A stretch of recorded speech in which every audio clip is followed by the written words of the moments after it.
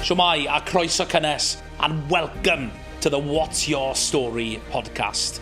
I'm James Owen, a Welsh filmmaker and storyteller, and I'm passionate about sharing stories.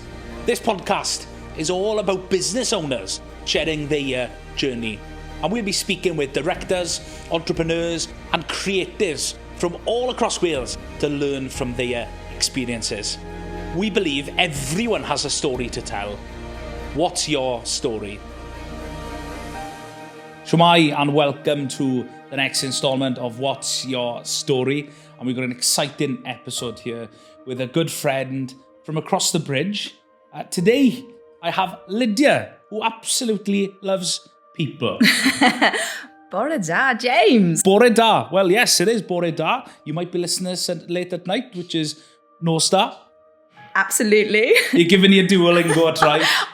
Yes. I've got my 62-day streak on Duolingo, and my daughter just broke it to me this morning that I'm actually learning North Walian. So it just suddenly feels like it's all for nothing. I need to start again. There is a bit of a difference between us, North Walians and South Walians. I was actually at a conference yesterday, and it was completely in Welsh, and I actually couldn't understand a lot of it because there were Gogs running the conference. Nothing against the Gogs. I love the Gogs. But it is a different world of Welsh. I know. I'm at 24 years in Wales for me now, and I feel now is the time to increase my Welsh. So you can hold me accountable, James, okay? Please do. There we are. We can adopt you. Now You've been living here for so long. Yeah, I know. When I moved here 24 years ago, 2000 it was, I was definitely English, I think for 10 years. And then I transitioned. The middle 10 years, I was British. And I would say the last 4 or 5 years, I'm Welsh. Well done. Will you adopt me? Croeso I Cymru. Oh, thank you. I'll have a word with Alina. Yeah, see what she says. Get the papers written up.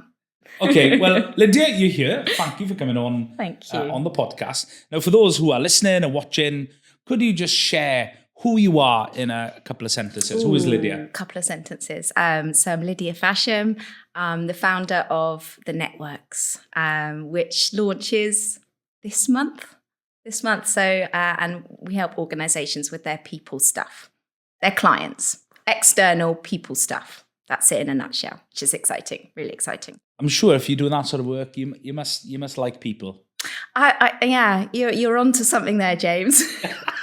I think you and I met about a year ago. Well, do you know what? It would have been thereabouts. I think so. And I saw you across the room, and I thought, I want to know that guy. That was very kind of you. I know. You're right. I love people. I love meeting all sorts of different people. It's what makes the world so interesting, in my view.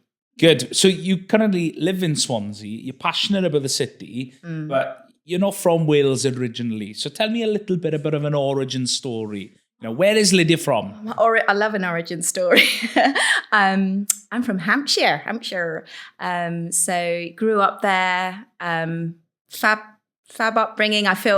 I recognise that there's a lot of privilege in just my story, kind of in the early days, and yeah, I think life got more interesting as I grew up. My parents split up when I was about 10, kind of bubble burst in terms of everything being perfect, but actually that led on to a big part of who I am now, recognising that actually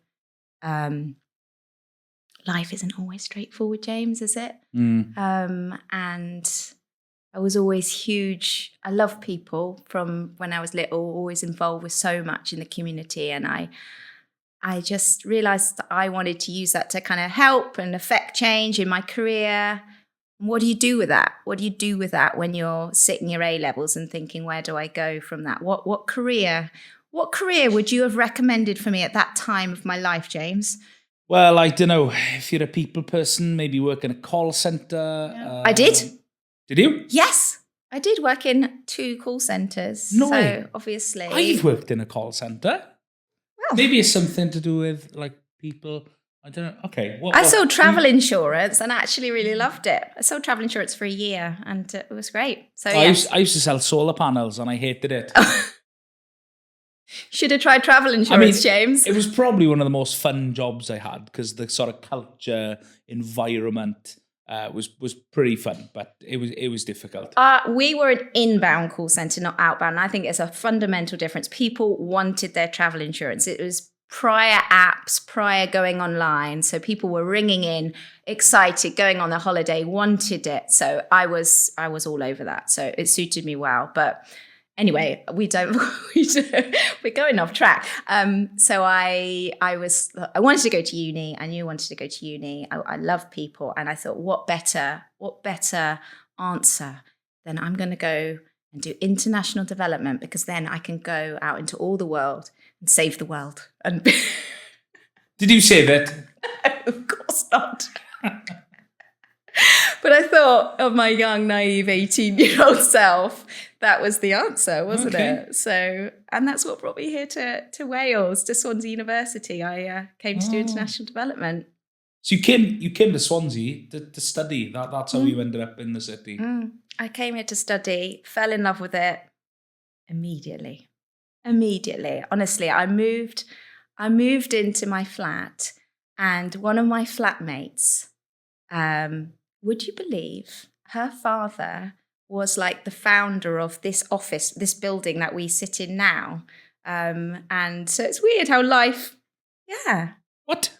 Coates. Mr. Coates. Steve or Mary? Steve Coates. You know Steve? I lived with his daughter, Jenny. Oh my gosh. I know. So I lived with I was them. having dinner with him last night. You were not. Steve and Mary. Really? Well, I think most of the people listening are like, who is Steve and Mary? Sorry, but isn't that weird? Just that sense of bizarre. All these, you never know who you're going to meet. You never know where that's going to lead. Weird kind of alignments. And anyway, I'm very good at going off track. But the point is, I came to Swansea. I just loved it straight off. And loved my degree, loved the people, loved the difference that it was moving from Hampshire to Swansea back in the noughties, where we were all kind of going to Barons in the evening and kind of, and I loved it. This is where I was meant to be. And you met somebody along the way when you were studying? Yeah, I met the love of my life. Oh. Yeah, no, I did. I met my husband Tom here, and he's a Brummie. Oh gosh, oh no, I was like, I've fallen in love with a guy from Birmingham. In Swansea. What's going on? So yeah, no, it was all meant to be. But I did somewhat give him a curveball when upon a few months off graduating, I announced to my boyfriend that I was moving to South Africa. Oh wow, that's a curveball. That was a curveball. I think could have, maybe should have ended things. I graduated and took my first job out in South Africa. Wow. So you've travelled all the way from England to Swansea and then you go global over to South Africa.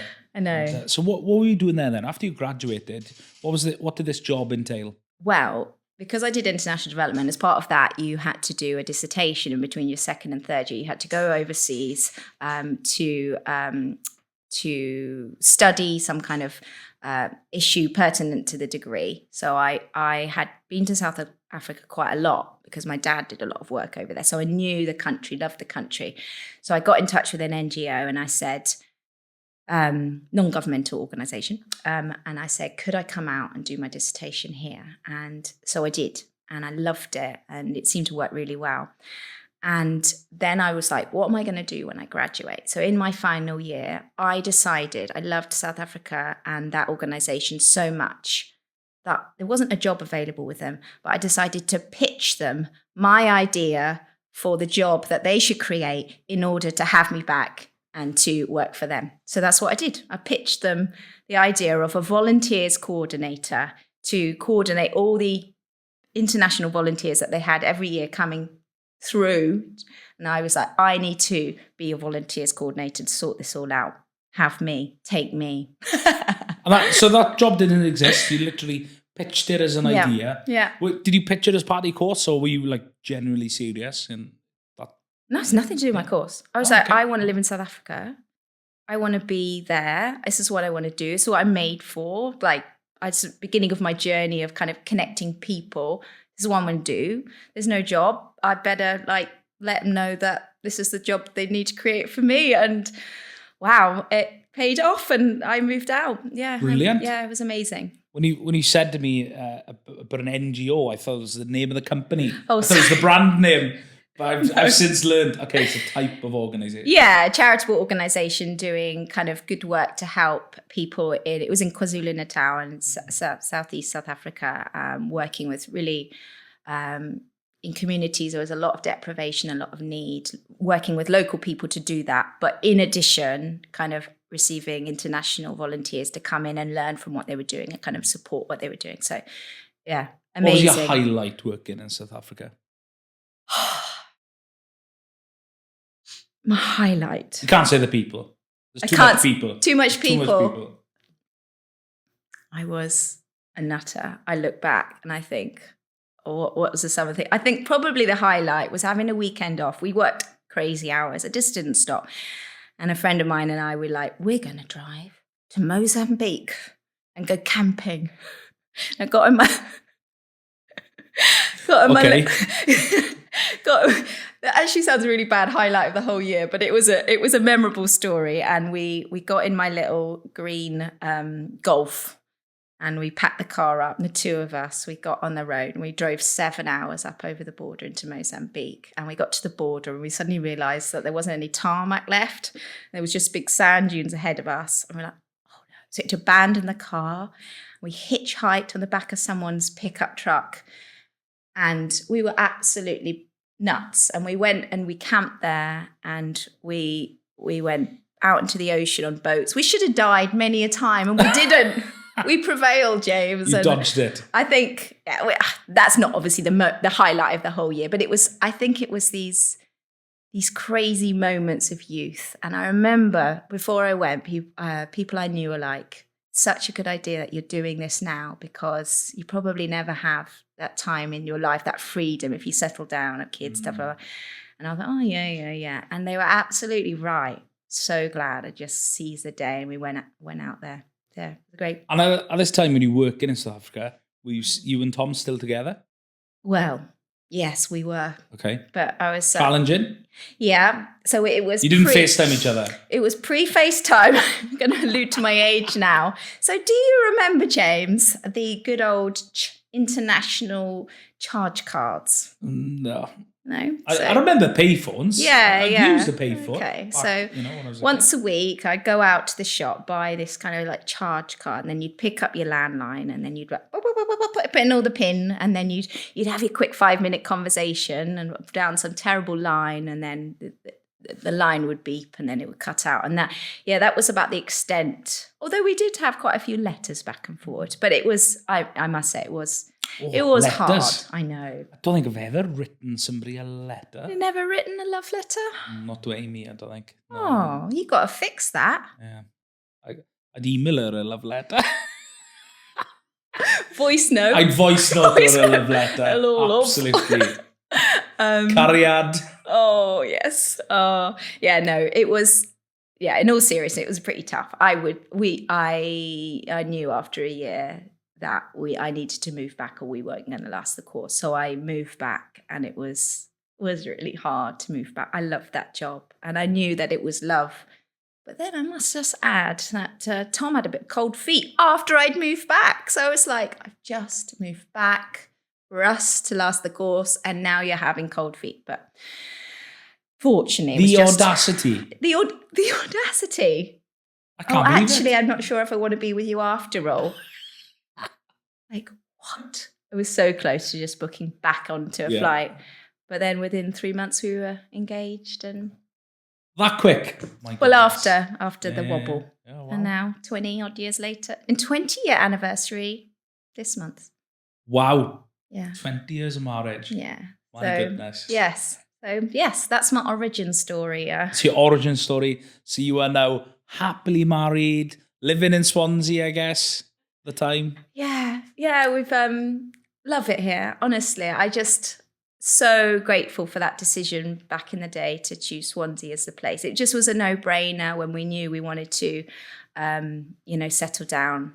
It's Swansea is the place that I want to be. I love the people of South Wales, and I'm so happy that my 3 children are Welsh and like get to have that joy. We love it. We're massive hikers. We hike the coastal path all the time, and we love it here. And just to forge a career here. When upon graduating, so many of our peers felt that they had no option but to leave Swansea. They didn't feel that there was the job opportunities here. To see the transformation now, 20 years later, of if you want to stay in Swansea, stay in Swansea. There's so much opportunity, and feel very fortunate to have had such a great career journey of bringing me to where I am now.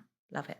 Awesome. That's good to hear. No, I love Llanelli, but every time I visit Swansea, I think I get ever closer to thinking, I could see a future living in the city.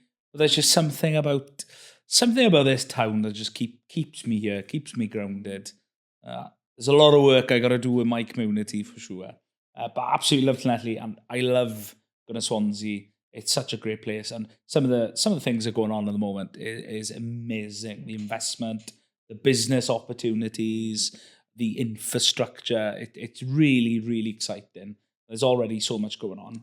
Just looking at the cranes in the city, there is, visibly, it's not just so much going on under the surface. Visibly, there's so much going on. The transformation of the city over the last few years is amazing. It's exciting. We're lucky enough to live up on the hill in Swansea, and we've got like a views out all over from Port Talbot all the way over to Mumbles. We can see the whole thing, and just to see the city before us. It's so you wake up in the morning like. I was there a couple of weeks ago, and I parked in the NCP in Kingsway for a shoot, and I've heard of the Kingsway development, 71, 72, I think it is. I've heard of it for a long time. And I came out of the car park and I looked at the building and I thought, wow, that's incredible. So smart. It's so good. I know. And the Biophilic next to it. Have you seen it? Biophilic, Princess Quarter. Yeah. The arena that's been established now. There's just so Palace so Theatre's just opened recently. Palace Theatre. Tramshed. I'm going to Tramshed. Are in you? a couple of weeks, yeah. Oh, they're great people. Fantastic. There's so much going for it. I know. But, Albert Hall. Albert Hall. There is so much to talk about in Swansea. But I'm a business owner, and this is a podcast that usually involves business owners. It's not strictly for all guests to have to be a business owner. It tends to be the case, because we love to hear business stories. And you've got a business story of your own, Lydia. Yeah. You started your own business. Yeah. I'd been working after I came back from South Africa. I had a couple of jobs, and then I ended up working in the new university teaching international students English. And I love that connection with the students and helping them in their journey. But I didn't necessarily love English itself. Full disclaimer, in terms of the language and teaching it. I did it and I was good at it, but it was the connecting with the students and their journey, and then I just thought, I'd been there about 6-7 years, and I thought, I got something else in me here. And a lot of the students had been asking me, did I know of experiences where they could live with local families, like in like a host family kind of situation. I'd always help them as best I could, try and like lean on my networks and my ideas of where they might be able to kind of live. But yeah, and then it just suddenly dawned on me one day, there is a business in this. There's an idea in this. Right. And I just had my 3rd child, and I suddenly thought, there needs to be someone who can connect international students with host families, and for that to be their thing. So that's what I did. I set up Swansea Homestay 2013. And what followed was an amazing 10 years. Like 10 years, I think 2,000 students from all flung corners of the world housed. About 2,000. 2,000. Yeah, all told, that's about 2,000. And all different nationalities, all different ages, reasons that they were here studying in the city, and working with about 200 incredible host families, like local families who had a spare room and wanted to open it up to a student to live with them. And the privilege of being at the helm of that. I told you a story earlier about something recently that happened. Do you remember? Yeah, because the students, they're ultimately your customers, as are the host families. But the sort of relationship you had with those people sort of goes beyond just having a room. It's almost these students being welcomed into the families, literally. Yeah, so we also had students living with us, which was like the best experience for us and our children, making them so much more aware of their life outside of our four walls.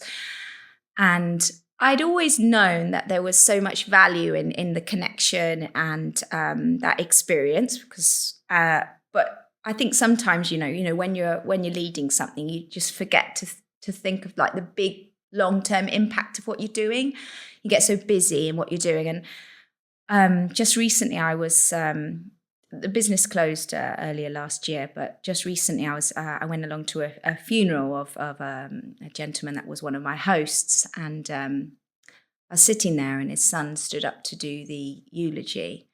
And it was very moving. This lovely man died too young, and he was talking about his dad. And then he said, talking about some experiences in their life, some stories, funny stories. And then he said, and I'm just so grateful for they named these two girls for to all of their experience of living with us, these students. And I was like, oh, it's lovely that he's talking about some of the students that I placed with them.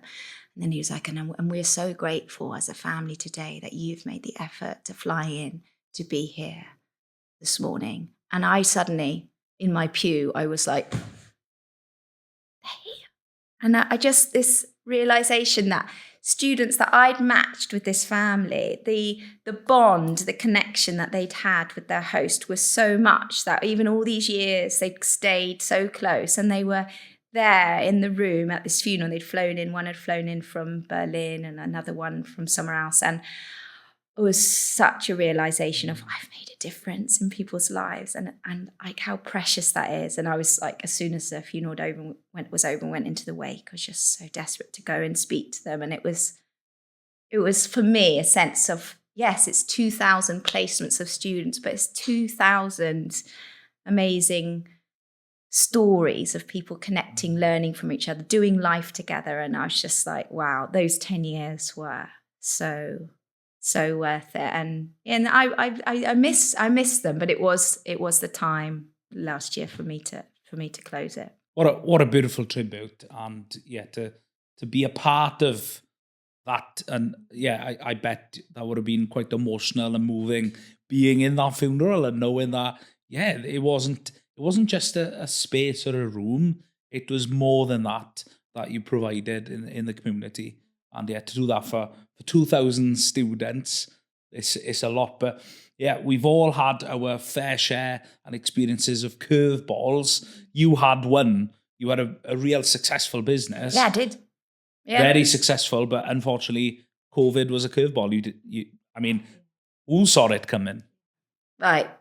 I think for most of us, there was many levels of curveballs thrown by COVID, and that was the decimation of my business. And when we all heard that there was going to be a lockdown, the borders were going to close, that affected us in different ways, huge emotions of the ways. And for me, there was a sudden realization that I had at that time, I think 50 odd students living with families, and the sudden realization the borders are going to close. What's going to be the best course of action to support them? A lot of these students were kids, 17, 18. They don't want to be away from their family in a lockdown. And we had that small window of opportunity where we recognized that, they could get home before. So just for trying to recognize this is bigger than Swansea Homestay now. This is about what's best for them and trying to facilitate them all getting home in this really short window. And I just remember so clearly this week of just desperately trying to help these students book flights home. And just so from from the Monday of the previous week to then a few days later, suddenly they'd gone, all of them. And it was like, oh, I'm now left with a business of, I think there was 4 students. And on one hand, I'm like brokenhearted because my business is no more. But on the other hand, I'm so pleased because these kids need to be back with their families. So yeah, it was a curveball. Yeah. And post-COVID then, I mean, COVID for me was a bit of a blur. There were so many lockdowns. There was social distancing. There was eat out to help out. It just feels like my brain's deleted part of that memory of some of lockdown. And you hoped it was going to get better with Homestay. You thought, maybe the next academic term, it'll pick up. And the landscape's changed.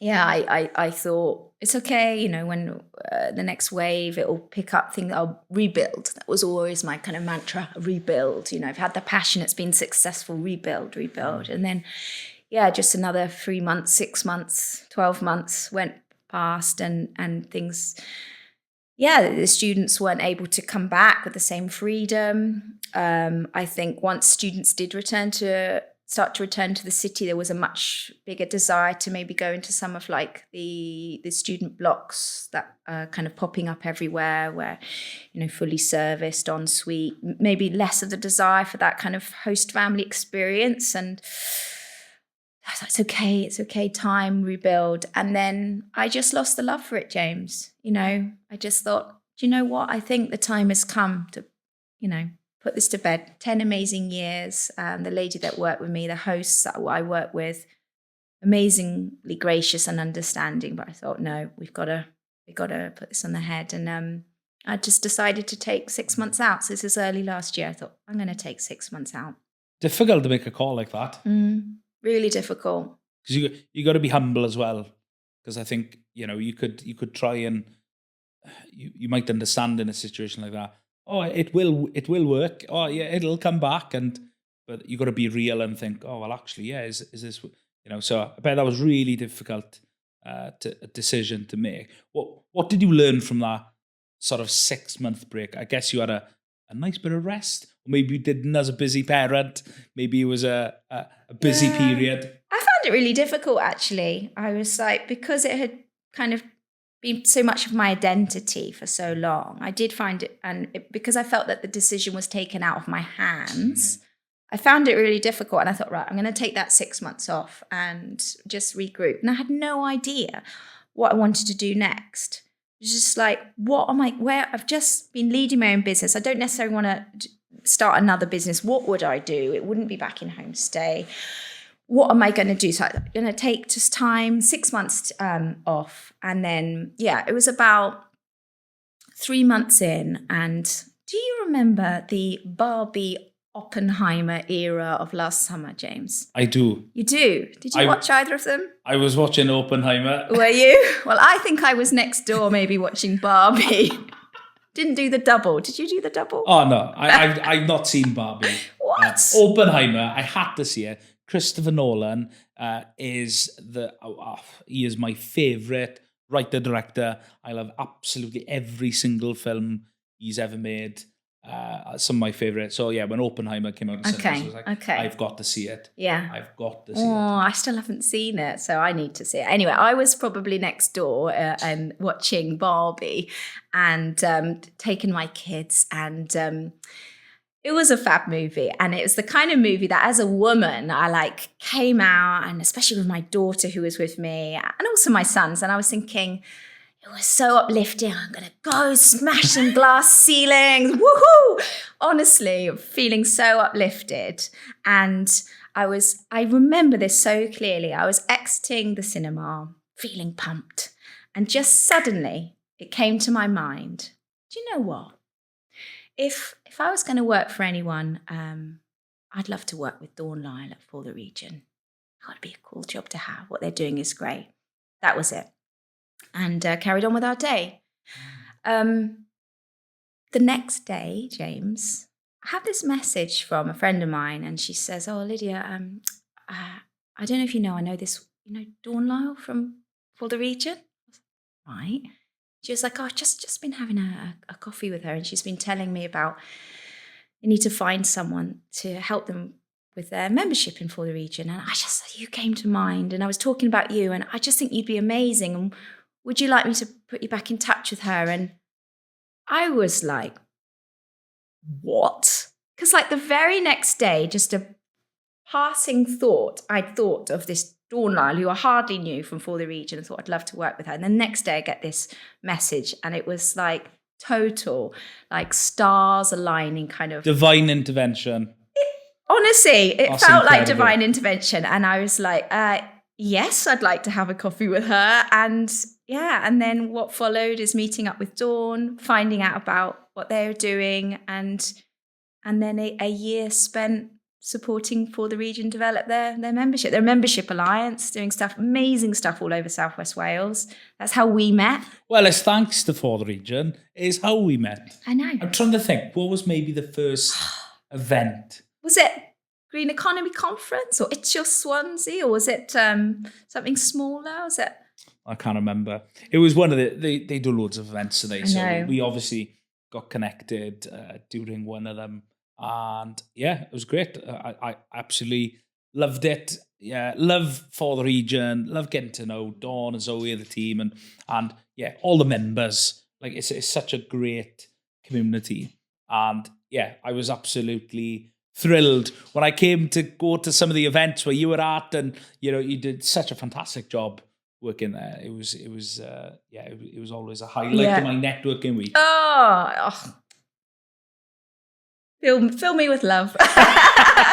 Yeah, no, it was brilliant. I love that kind of sense of what we could do together collaboratively, and at the end of the day, people love connecting with people they like and feel like a mutual respect and connection with and shared vision. And that's what we were really able to achieve. And they still, that's what For the Region's all about, that kind of collaboration and partnership. So for me to play my part in like helping boost that and bringing kind of so many new people on board through the year was great. And as I said, you and I met. So yeah. And you got Barbie to thank. I've never actually told that story publicly, so wow. That's a bit nuts. But yeah, it was just that sense of it was meant to be. So a curveball through COVID and closing Swansea Homestay. I would never have been open to doing anything else had that not happened. And just goes to show sometimes like things that are really very, very difficult, very unexpected. I'm so much of that in life, we can turn that into something that is actually in the long run far better.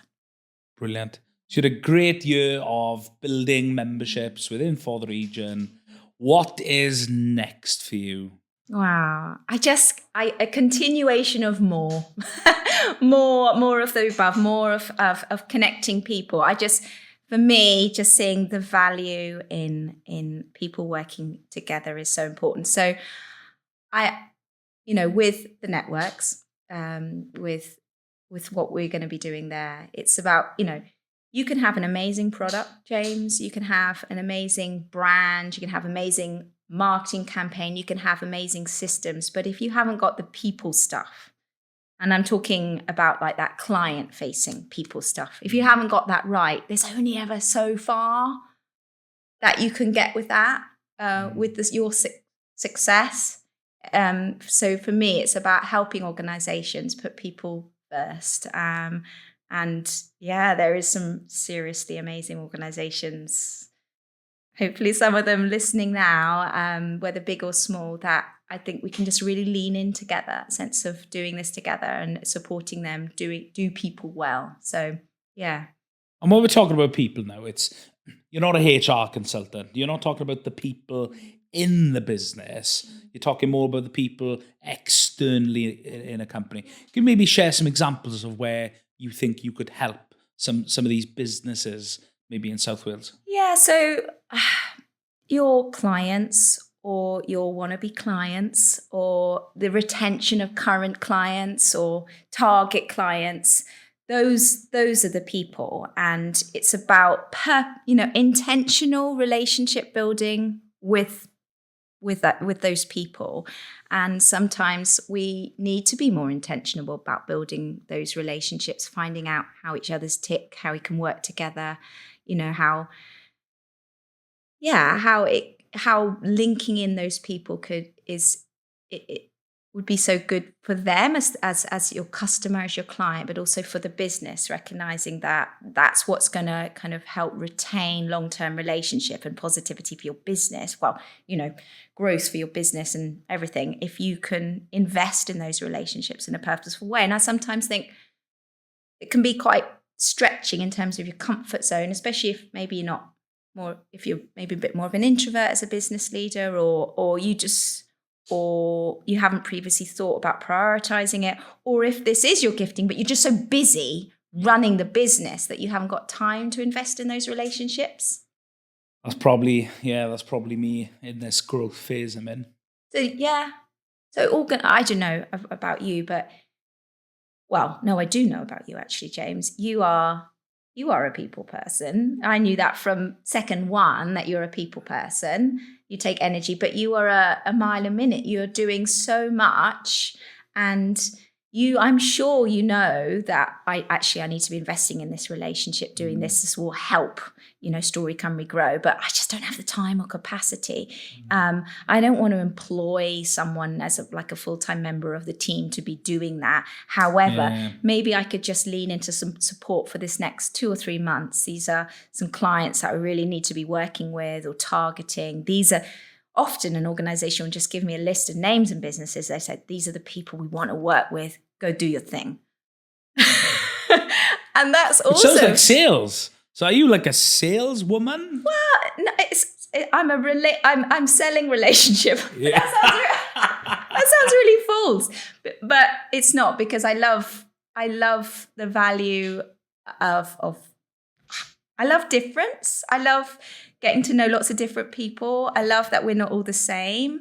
Like, I've flipped the narrative when I meet someone who doesn't have the same opinion as me. Maybe before I'd be like, oh, you think different to me. And now I'm like, oh, you think different to me. It's like an internal, it's a really positive thing, difference. And I think I've needed my life's journey to get to this point of being like helping others recognize that, there is that strength and that difference. And if people can lean on me and what we're doing to help grow their business, kind of values-led, kind of purpose-driven, whether they're a community interest company or a big corporate or anything in between, big or small, there is value in this for everyone.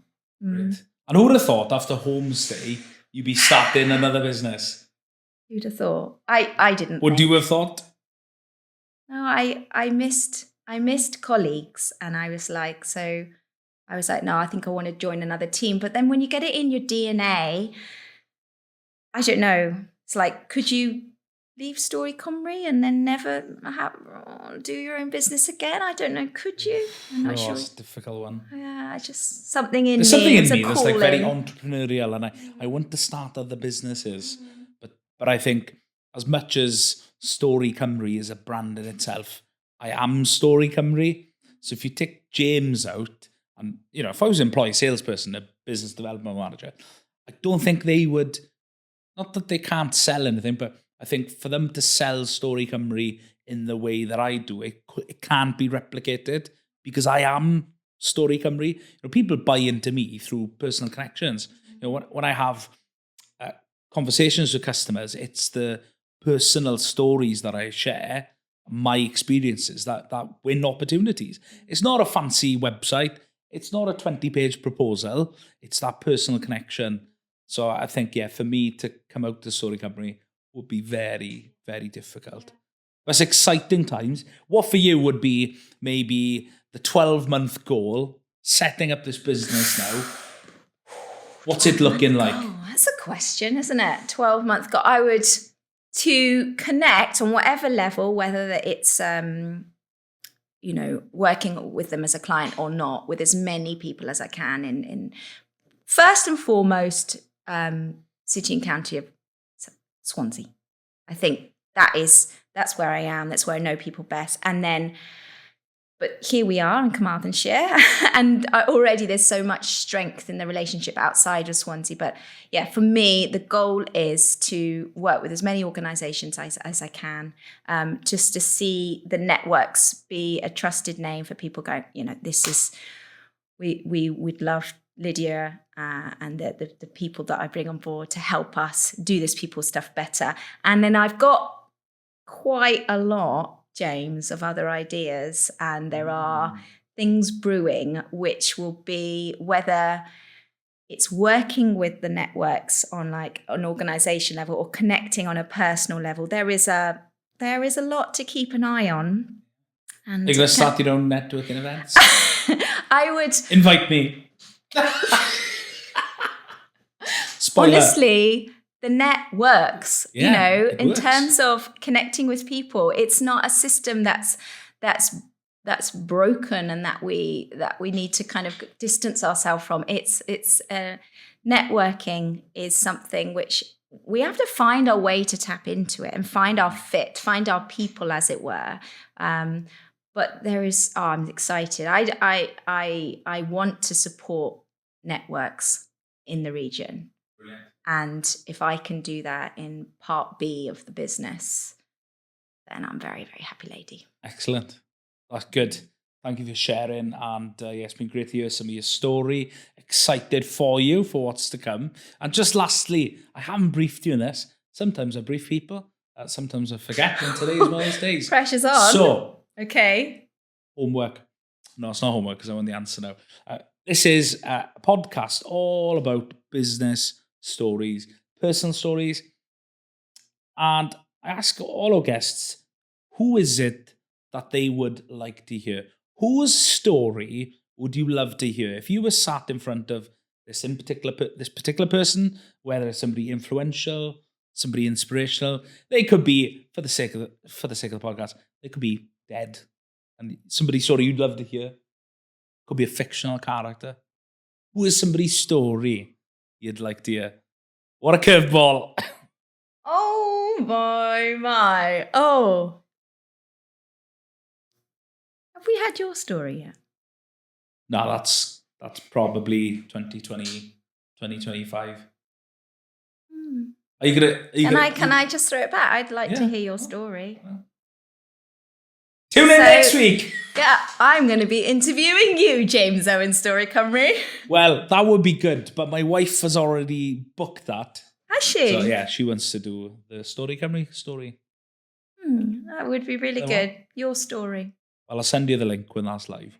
But that was supposed to be episode 1, and then it was just a case of, well, actually, I didn't think I'd seen it, so it was supposed to be episode 1. I'm going to hold you to it. And then the perfectionist in me was like, I was putting off the podcast. I was like, I'm not going to be ready to share my story. No. So I won't do the podcast. And then it just got on and on and on. And then James Dovey, he was episode 1. Yes. And I was like, James, can you help me out? And then on the day he was supposed to record his podcast, he was actually ill. So he wasn't feeling too good. He sent me a voice memo and he's like, James, I'm not too good today. I don't think I can do the podcast. And I was just like, great. It's another, it's just never going to happen. What's your story? And I was like, look, I'd really appreciate it if you could come on. If you can't, that's fine. But if you got anything new and you can do it. And he did. And he did a fantastic job. James is and I had a hero. so much feedback, positive feedback about the stuff he was talking about infinitely. Yeah, no, what he's doing is fantastic. Everywhere I go, I just hear about, what he's doing. And I'm very excited to know him and be a part of that. And so, and then your story I'd like. But if you're not available, then I'll go for Michelle Obama, please. Michelle Obama. James Owen, Michelle Obama. Okay. 2 very different characters. No pressure. No pressure. Okay, well, Lydia, it's been an absolute pleasure coming on. Thank you so much. Diolch yn fawr. Diolch, and thank you so much. It's been really lovely being here.